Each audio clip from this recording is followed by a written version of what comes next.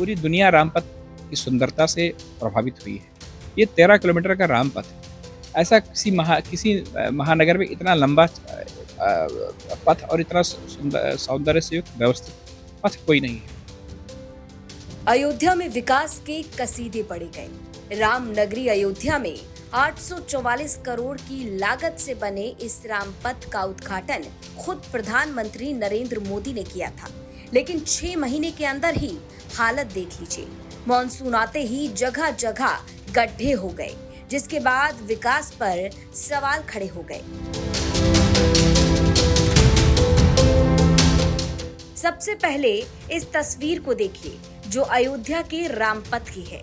जिला अस्पताल के सामने की ये तस्वीर, जहां पर सड़क पर गड्ढा हो गया। जबकि हैरानी की बात देखिए कि गुरुवार को कोई बारिश नहीं हुई थी, बिना बारिश के ही रामपथ पर गहरा गड्ढा हो गया, जिसके बाद लोक निर्माण विभाग ने तुरंत ही इस गड्ढे को भर दिया।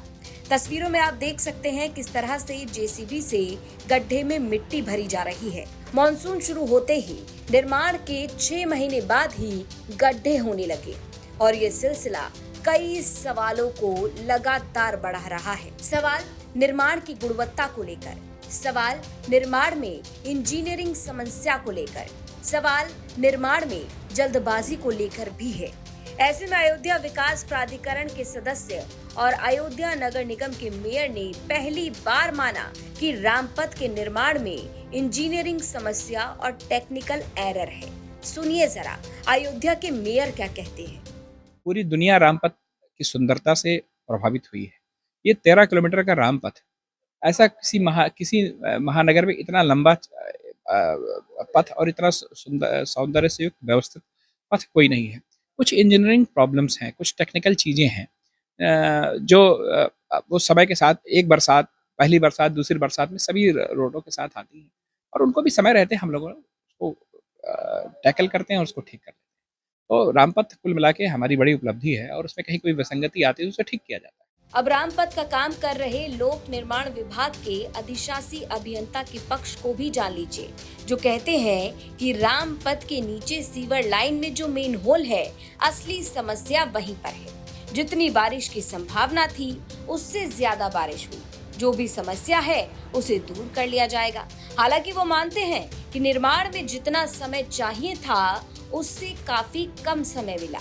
टेक्निकल एरर ऐसा कुछ नहीं है इसमें, एक नेचुरल कॉम्पैक्शन, क्योंकि काम बहुत तेज़ी से कराया गया था और पैरेलली जल निगम और हमारा काम सब चल रहा था, तो एक टाइम फ्रेम जो चाहिए था नेचुरल कॉम्पैक्शन के लिए वो थोड़ा सा शॉर्टफॉल रहा है। तो उसके लिए इस बार बरसात में इसको जो भी अगर हुआ है तो इसको रेक्टिफाई कर दिया।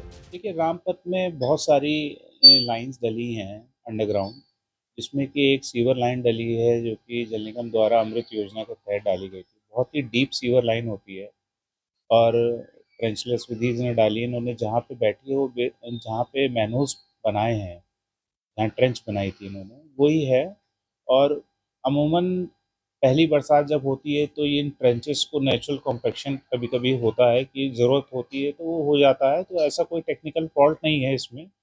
और आप इसमें जो भी चीज़ें हुई थी डैमेज, वो तुरंत ही जल निगम और हमारे साथ जॉइंट हमारी टीम बना के उसको रिपेयर करा दिया गया। अब रोड बिल्कुल सही है। तो लोक निर्माण विभाग की तरफ से कहा गया कि जितना समय मिलना चाहिए था निर्माण के लिए वो काफी कम मिला।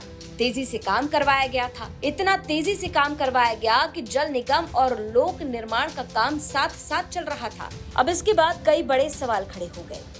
इससे पहले राम मंदिर की प्राण प्रतिष्ठा में जल्दबाजी पर सवाल उठे थे और अब विकास पर सवाल उठ रहे हैं।